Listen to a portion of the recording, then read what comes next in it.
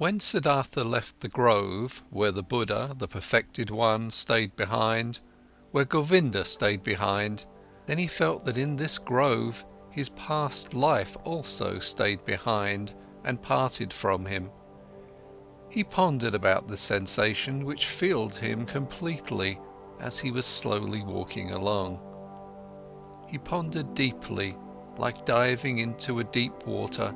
He let himself sink down to the ground of the sensation, down to the place where the causes lie, because to identify the causes, so it seemed to him, is the very essence of thinking. And by this alone sensations turn into realizations and are not lost, but become entities and start to emit like rays of light what is inside of them. Slowly walking along, Siddhartha pondered. He realized that he was no youth anymore, but had turned into a man. He realized that one thing had left him, as a snake is left by its old skin. That one thing no longer existed in him, which had accompanied him throughout his youth and used to be a part of him, the wish to have teachers and to listen to teachings.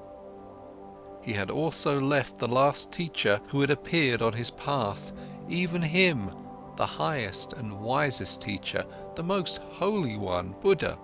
He had left him, had to part with him, was not able to accept his teachings. Slower, he walked along in his thoughts and asked himself, what is all this? What you have sought to learn from teachings and from teachers, and what they, who have taught you much, were still unable to teach you. And he found, it was the self, the purpose and essence of which I sought to learn. It was the self I wanted to free myself from, which I sought to overcome. But I was not able to overcome it, could only deceive it, could only flee from it, only hide from it.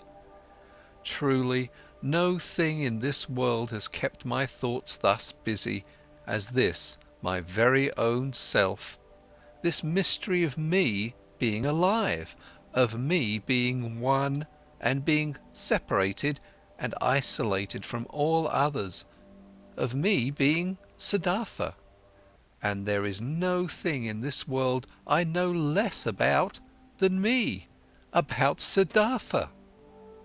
Having been pondering while slowly walking along, he now stopped as these thoughts caught hold of him, and right away another thought sprang forth from these, a new thought, which was, that I know nothing about myself, that Siddhartha has remained thus alien and unknown to me.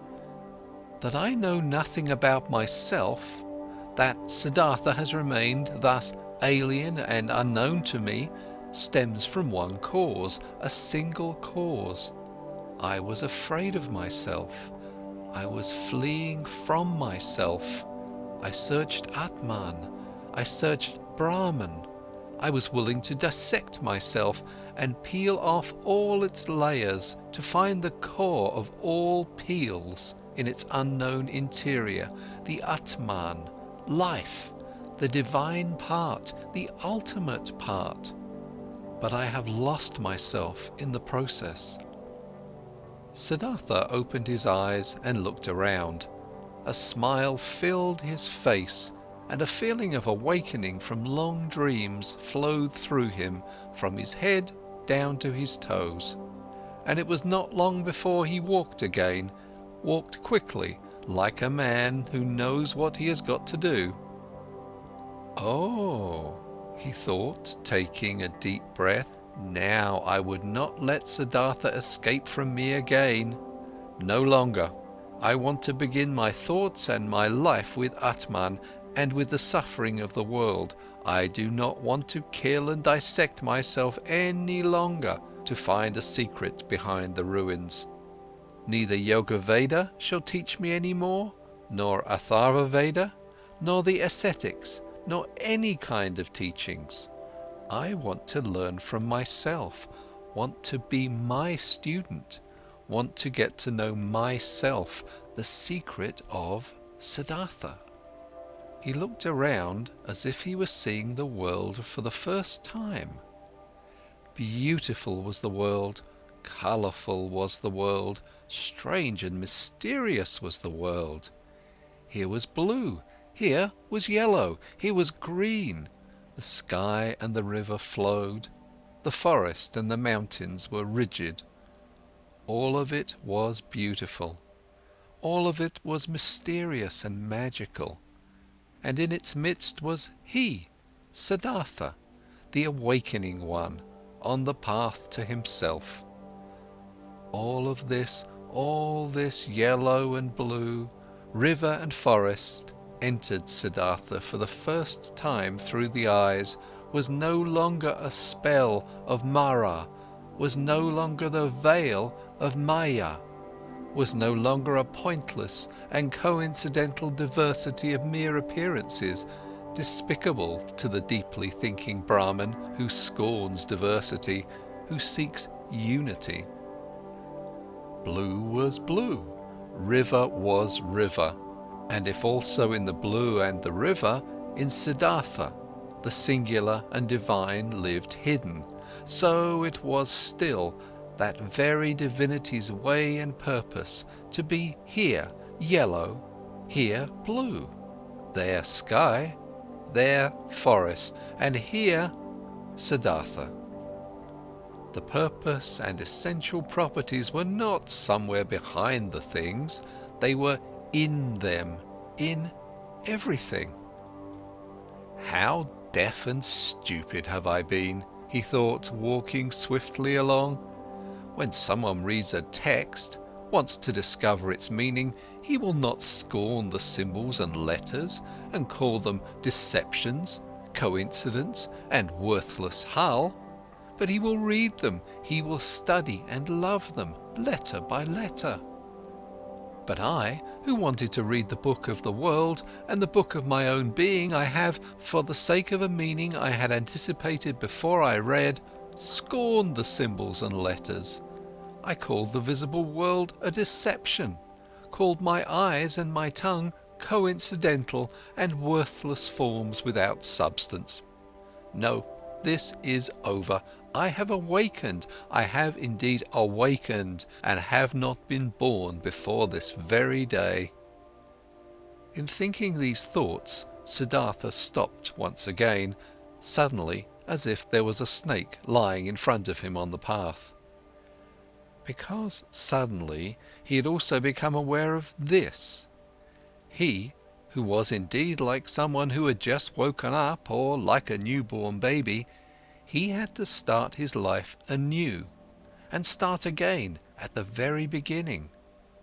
When he had left in this very morning from the grove Jetavana, the grove of that exalted one, already awakening, already on the path towards himself, he had every intention, regarded as natural and took for granted that he, after years as an ascetic, would return to his home and his father.